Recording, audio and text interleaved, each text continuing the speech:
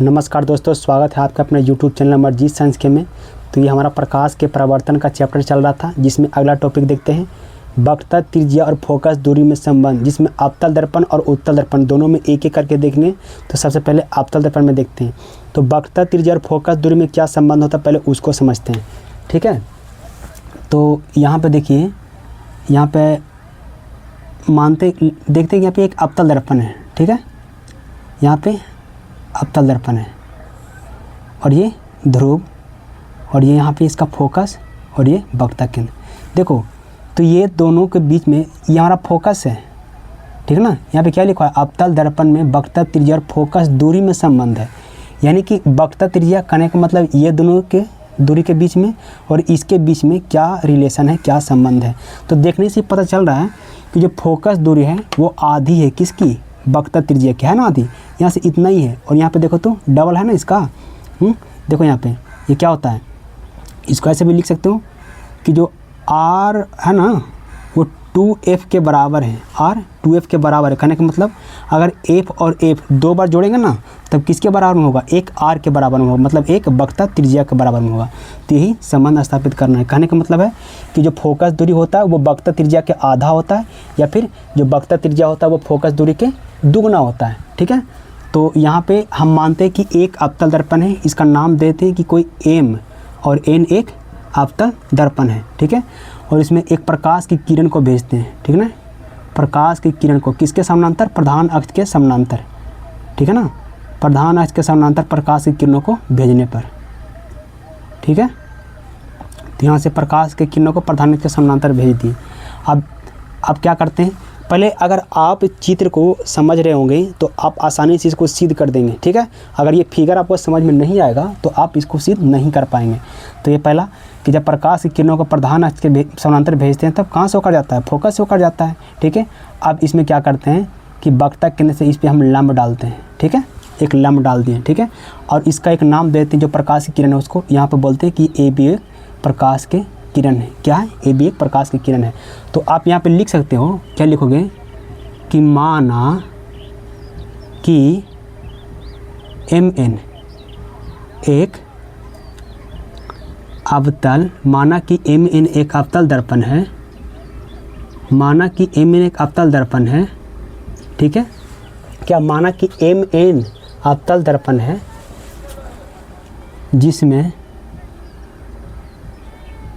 जिसमें माना कि mn एक अवतल दर्पण है जिसमें क्या होता है, प्रधान अक्ष के समानांतर, प्रधान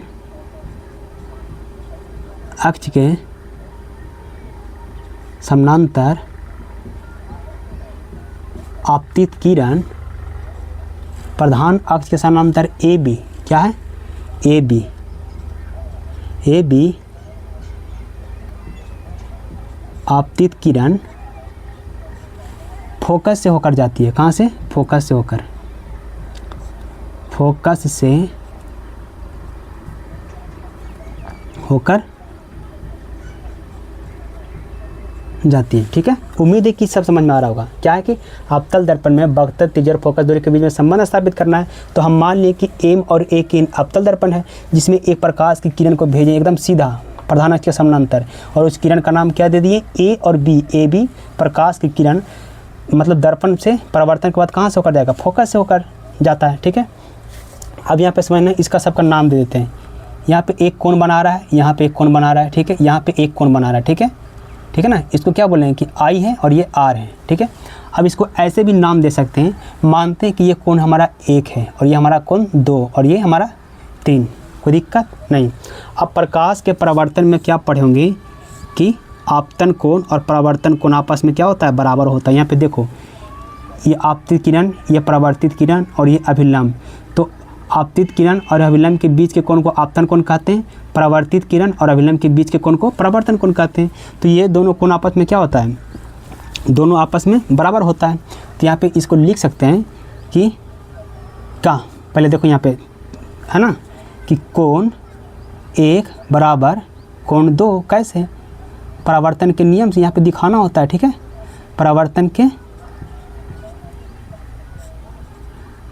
नियम से, ठीक है। कोण 1 और कोण 2 आपस में क्या है, बराबर है, किसके नियम से, परावर्तन के नियम से। अच्छा, आप एक मैथ पढ़े होंगे, ठीक है, मैथ, तो इसमें ऐसा पढ़ा होगा, एकांतर कोण के बारे में जानते होंगे कि ये वाला कोण और ये वाला कोण आपस में क्या होता है, बराबर होता है। अगर ये 1 है तो ये 1 होगा, मतलब 1 और 2 क्या होगा, आपस में बराबर होगा।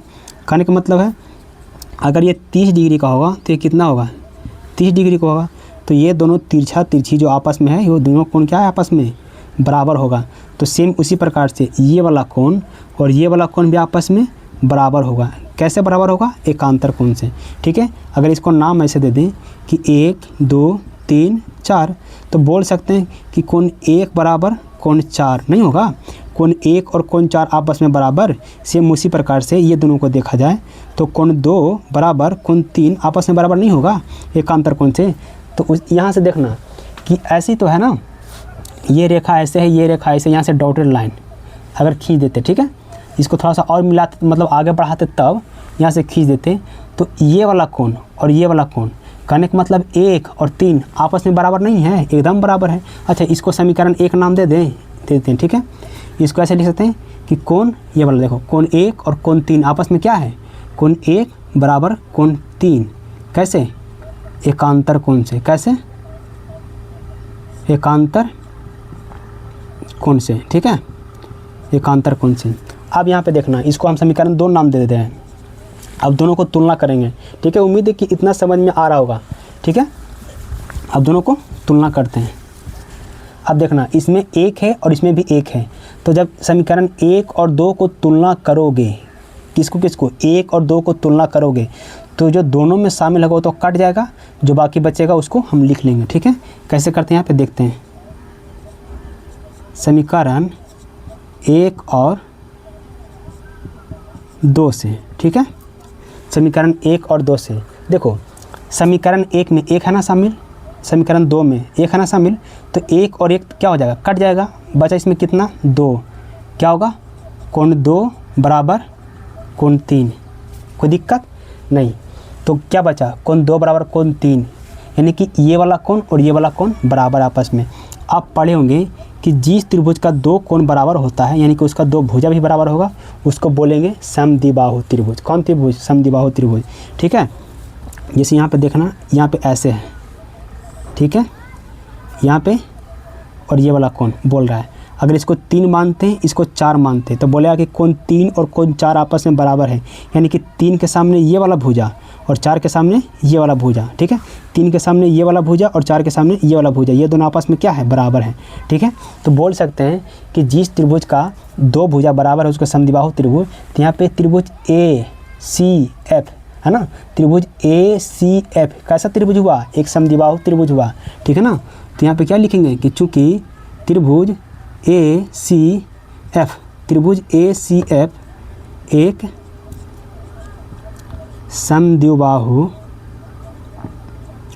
समद्विबाहु त्रिभुज है, ठीक है।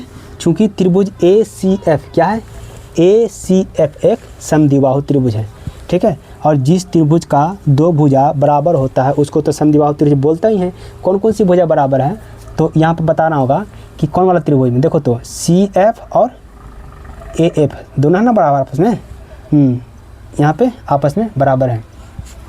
अच्छा, अब यहाँ पे समझना, आगे समझना, यहाँ पे क्या पे लिख सकते हैं कि चूँकि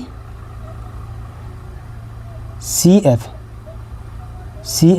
बराबर PF, CF क्यों लिखें, क्योंकि ये वाला भुजा और ये वाला भुजा आपस में बराबर, PF होगा, AF होगा, F होगा ना, CF बराबर AF, इसको समीकरण 1 नाम दे देते हैं। एक तो है कितना था, 2 तक था, इसको समीकरण 3 नाम दे देते हैं, ठीक है। CF बराबर AF, कोई दिक्कत, देखो CF बराबर AF, ठीक है, यहाँ पे तो सिद्ध हो गया, ठीक है, कि दोनों आपस में क्या है, बराबर है, इसलिए समद्विबाहु त्रिभुज है, ठीक। आप देखते हैं ये वाला दोनों, ये दोनों बिंदु जो ऐसा होता है ना कि A P के बहुत करीब होता है, मतलब इतना करीब, यहाँ पे समझना थोड़ा सा कि एक ये वाला लाइन है और एक ये वाला लाइन है, ठीक है। एक का नाम है AB और दूसरा का नाम है CD, ठीक है, एक का नाम है AB और दूसरा का नाम है CD। अगर इसको मानते हैं कि ये 10 मीटर है, ठीक है, ये 10 मीटर है, ए बी कितना है, ए बी 10 मीटर है, ठीक है। ए बी 10 मीटर है तो सी डी को देखना यहाँ पे कि सी डी को भले 10 मीटर से छोटा है लेकिन लगभग तो 10 मीटर है ना, क्या है, लगभग 10 मीटर है, ठीक है।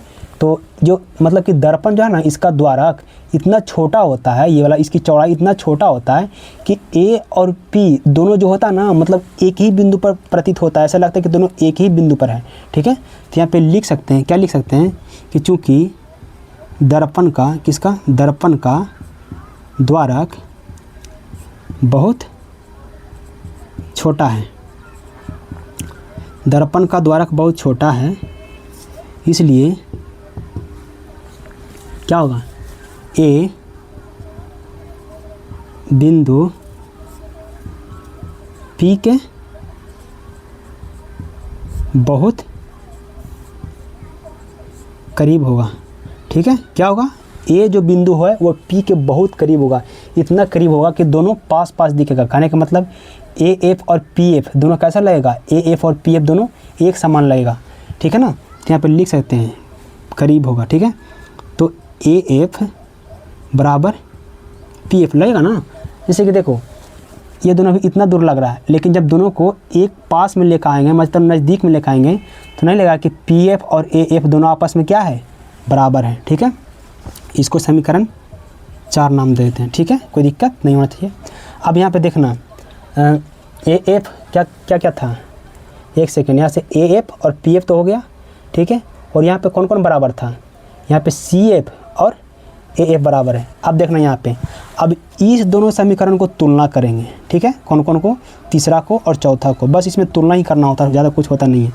अब इसमें क्या क्या शामिल है, ए एफ इसमें भी है, ए एफ इसमें भी है, तो ए एफ कट जाएगा, इसमें क्या बचेगा, सी एफ, और इसमें क्या बचेगा, पी एफ। इसमें क्या बचेगा, देखो ए एफ से ए एफ कट जाएगा तो बचेगा सी एफ, और इसमें बचेगा पी एफ, ठीक है। तो क्या लिखेंगे कि समीकरण कितना, 3 और 4 से, ठीक है। समीकरण 3 और 4 से जब दोनों को तुलना करेंगे तो क्या हुआ कि ए एफ इसमें मौजूद है और ए एफ इसमें मौजूद है, बराबर के इस तरफ है, इस तरफ उससे मतलब नहीं है, लेकिन दोनों में है, तो जो शामिल रहेगा वो कट जाएगा, तो बचेगा इसमें कितना, सिर्फ सी एफ बचेगा। क्या बचेगा, सी एफ बराबर पी एफ, क्या बचेगा, सी एफ बराबर पी एफ, ठीक है, सी एफ बराबर पी एफ। इसको समीकरण 5 नाम दे देते हैं, ठीक है। अब यहाँ पे समझना थोड़ा सा, अब ज़्यादा नहीं है कुछ, बस सिद्ध होने वाला है, ठीक है। यहाँ पे समझना थोड़ा सा, ये कोई यहाँ से यहाँ तक की दूरी है, ए बी और सी, ठीक है, ए बी और सी, यहाँ पे 20 मीटर है, ठीक है, यहाँ पे 10 मीटर है, यानी कि ए से लेकर के बी तक के बीच की दूरी कितना है, 20 मीटर। बी से लेकर के सी तक की दूरी जो है वह 10 मीटर है। ए से बी तक 20 मीटर है, बी से लेकर के सी तक 10 मीटर है। अगर आपको बोला जाए कि चलो बताओ कि ए से लेकर के सी तक की कुल दूरी कितना होगा, ए से लेकर के सी तक के कुल दूरी कितना, ए से लेकर के सी तक के कुल दूरी कितना, तो 20 इधर और 10 इधर, कितना मीटर हो गया, 30 मीटर है। कितना, 20 और 10 30 मीटर। यानी कि इसको ऐसे लिखा होगा कि जो ए सी बराबर होगा, पहले ए बी को दूरी जोड़ा होगा, किसका, ए बी का दूरी, फिर उसके बाद में बी सी का दूरी जोड़ा होगा, ठीक है। तो ए सी को हम ऐसे लिख सकते हैं ना कि A B plus B C, ठीक है। तो सेम उसी प्रकार से पहले यहाँ से देखो, तो यहाँ से सी पी बराबर क्या लिख सकते हैं, सी पी बराबर, यहाँ से देखो सी और पी, यानी कि सी से लेकर के पी तक के बीच की दूरी, C F plus P F लिख सकते हैं।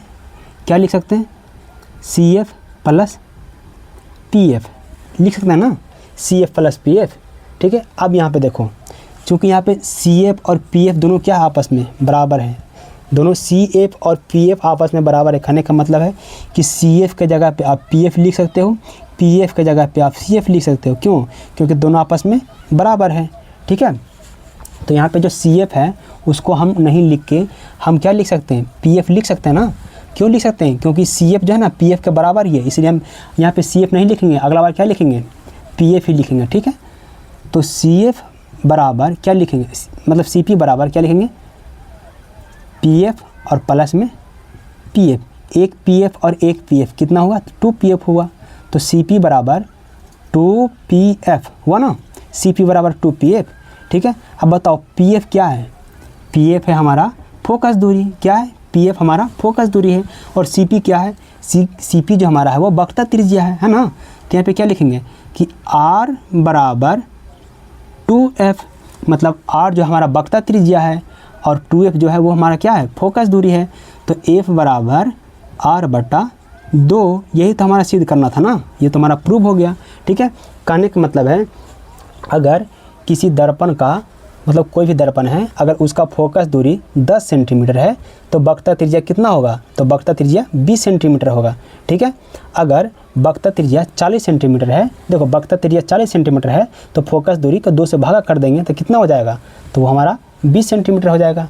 ठीक है, तो उम्मीद है कि ये हमारा फोकस दूरी और वक्रता त्रिज्या में संबंध आराम से समझ में आया होगा और इसको आप नोट करते जाएं, लिखते जाएं। ठीक है, और 1-2 बार आपको प्रैक्टिस करेंगे तो आपको खुद से बनाना आ जाएगा। ठीक है, तो मिलते हैं नेक्स्ट उत्तल दर्पण के लिए सिद्ध करेंगे। ठीक है, तब तक के लिए धन्यवाद।